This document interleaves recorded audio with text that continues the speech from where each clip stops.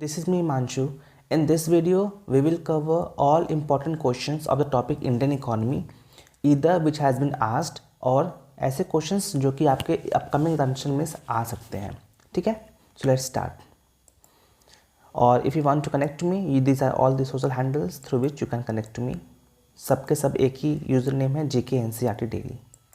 Okay, first question is mixed economy in India means. ठीक है, तो जब भी हम मिक्स्ड इकोनॉमी की बात करते हैं, ठीक है, तो इसका सीधा सा मतलब होता है ऐसी इकोनॉमी जहाँ पे पब्लिक और प्राइवेट इंटरप्राइजेस दोनों काम करते हैं.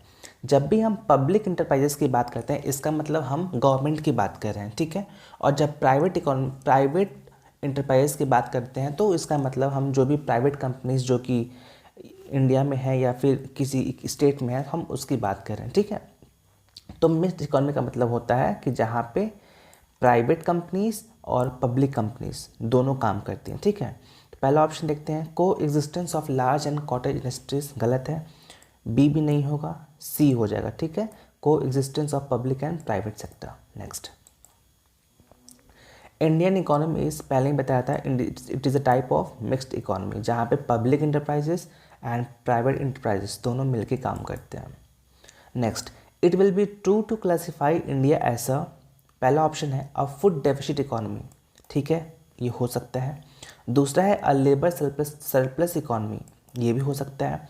तीसरा है अ ट्रेड सरप्लस इकोनॉमी, ये नहीं हो सकता है क्योंकि अभी भी हमारा जो देश इंडिया है यहाँ पे ट्रेड सरप्लस बहुत ही लिमिटेड मतलब फील्ड में है, ज़्यादातर में नहीं है. ठीक है, और चौथा है अ कैपिटल सरप्लस इकोनॉमी, तो ये भी नहीं होगा ना. अब इन दोनों ऑप्शन को डिस्कस करते हैं. पहला है फूड डेफिसिट इकोनॉमी. देखो, जो फूड डेफिसिट इकोनॉमी है इसमें क्या होता है कि लगभग एनी टाइम फूड की कमी होती है. हालांकि इंडिया में पहले होता था, जैसे बहुत सारे टाइम, जैसे 1943 में भी फेमिन आया हुआ था, तो उस समय की बात है. आज के दौर में हम नहीं कह सकते कि India as a food deficit economy.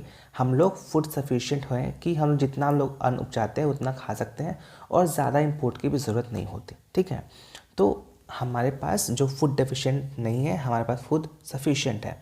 तो इसीलिए हम कह सकते हैं कि India is a labour surplus economy. यहाँ पे बहुत सारे लेबर इजीली चीपली मिल सकते हैं. ठीक है, नेक्स्ट, अब आता है अंडर डेवलप्ड इकोनॉमी. ठीक है, तो उसके क्या क्या कैरेक्टरिस्टिक्स हैं वो देखते हैं. सबसे पहला होता है लो पर कैपिटा इनकम. ठीक है, दूसरा है लो रेट ऑफ कैपिटल फॉर्मेशन, ये भी ठीक है. तीसरा है लो डिपेंडेंसी रेशियो. अच्छा, डिपेंडेंसी रेशियो पता है क्या होता है?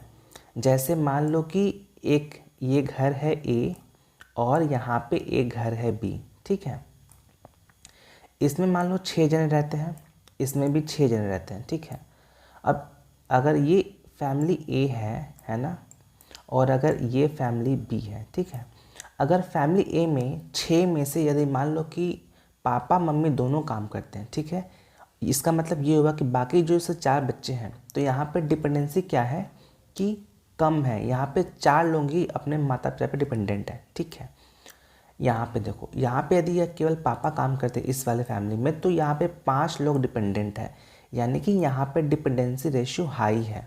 ठीक है, तो अगर कोई इकोनॉमी अंडर डेवलप्ड है, इसका मतलब ये है कि वहाँ पे हाई डिपेंडेंसी रेशियो होती है, ना कि लो डिपेंडेंसी रेशियो.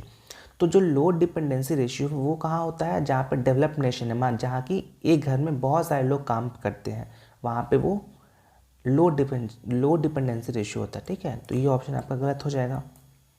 और चौथा है वर्क फोर्स लार्जली इन टर्शियरी सेक्टर. ठीक है, देखो टर्शियरी सेक्टर 3 सेक्टर होते हैं, एक तो प्राइमरी, दूसरा मैन्युफैक्चरिंग और तीसरा टर्शियरी. ठीक है, तो टर्शियरी सेक्टर में वर्कफोर्स लार्जली का मतलब होता है कि वहाँ पे डेवलपमेंट बहुत ज़्यादा है. ठीक है, तो जो डेवलप्ड नेशन होते हैं वहाँ पे वर्कफोर्स ज़्यादा इंगेज होता है टर्शियरी सेक्टर में. ठीक है, और जो अंडर डेवलप्ड इकोनॉमी है, जैसे हमारा इंडिया हो गया या फिर जो डेवलपिंग नेशंस हैं वो भी इंडिया हो गया, तो उस केसेस में जो हमारा वर्कफोर्स है वो बेसिकली प्राइमरी सेक्टर में इंक्रीज होता है. ठीक है, हालांकि ये सिनेरियो धीरे धीरे चेंज हो रहा है, बट अभी भी हम ये कह सकते हैं कि हमारे यहाँ लार्जली वर्कफोर्स जो है वो प्राइमरी सेक्टर में लगा हुआ है. तो इसलिए ऑप्शन नंबर 4 भी नहीं हो सकता. ठीक है, तो पहला और दूसरा सही हो जाएगा, यानी ऑप्शन नंबर ए हमारा सही हो जाएगा।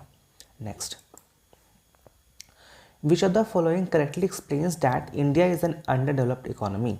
ठीक है, वही क्वेश्चन है, बस थोड़ा सा घुमा फिरा के दिया हुआ है। ठीक है, तो इसको देख लेते हैं एक बार। इनइक्विटेबल डिस्ट्रीब्यूशन ऑफ इनकम, मतलब जहाँ पे इनकम का समान डिस्ट्रीब्यूशन नहीं होता। ठीक है, हाई डिपेंडेंसी रेशियो, हाँ जैसे मैंने पिछले वाले क्वेश्चन एक्सप्लेन किया था, तो हाई डिपेंडेंसी रेशियो ये सही है। Slower rate of increase in national income, ये भी सही है आपका। ठीक है, थर्ड ऑप्शन ये भी सही है।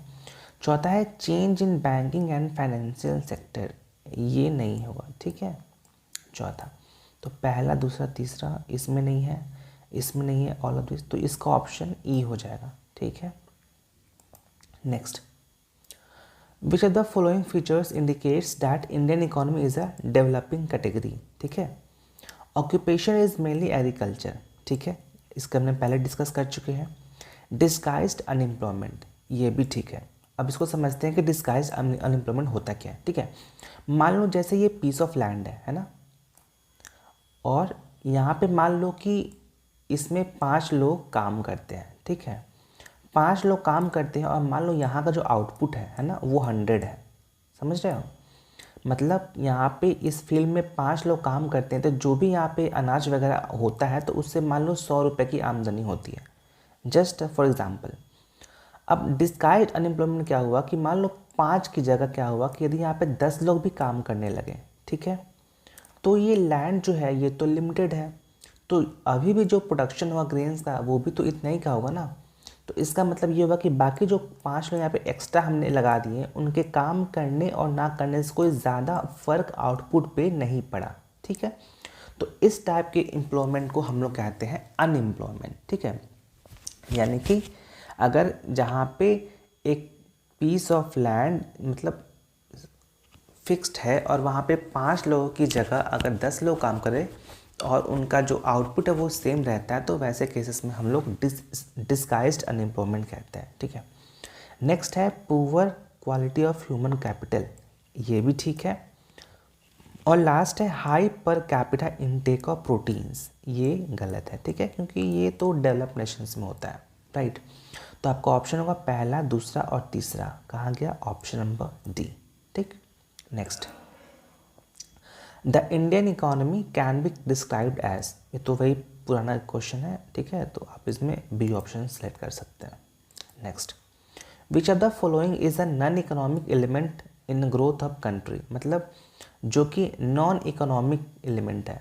अब देख लेते हैं, सोशल बिहेवियर, ठीक है, ये नॉन इकोनॉमिक है। नेचुरल रिसोर्सेज, ये इकोनॉमिक है। एनर्जी भी इकोनॉमिक है, कैपिटल भी इकोनॉमिक है। ठीक है, तो आपका ऑप्शन नंबर ए यहाँ पे आंसर हो जाएगा। Next, Indian model of development ensures interest of person, ठीक है। स्टेट, ठीक है। State and person both, number of C. अब देखो ये कह रहा है कि जो इंडियन मॉडल ऑफ डेवलपमेंट है, ठीक है, तो वो क्या इंश्योर करता है, किसका इंटरेस्ट। तो आप सबको पता है कि जो इंडियन मॉडल ऑफ इंटरेस्ट है, ठीक है, इसमें जो हमारा पब्लिक इंटरप्राइजेस होता है वो भी काम करता है, तो यहाँ से आपका स्टेट वाला सीन आ जाता है। और दूसरा जो प्राइवेट इंटरप्राइजेस काम करते हैं, ठीक है, तो यहाँ पे पर्सन स्पेसिफिक भी हो जाता है, तो यहाँ पे ऑप्शन नंबर सी आपका करेक्ट आंसर हो जाएगा। Next, economic liberalisation in India started with substantial change in industrial licence policy, ठीक है, ये सही है। अब आपको पता है ना कि इकोनॉमिक लिबरलाइजेशन कब हुआ था, 1991 में, जहाँ से आपका ये एलपीजी रिफॉर्म्स वगैरह शुरू हुए थे। ठीक है, तो ये आपका करेक्ट आंसर हो जाएगा। That's it, thank you.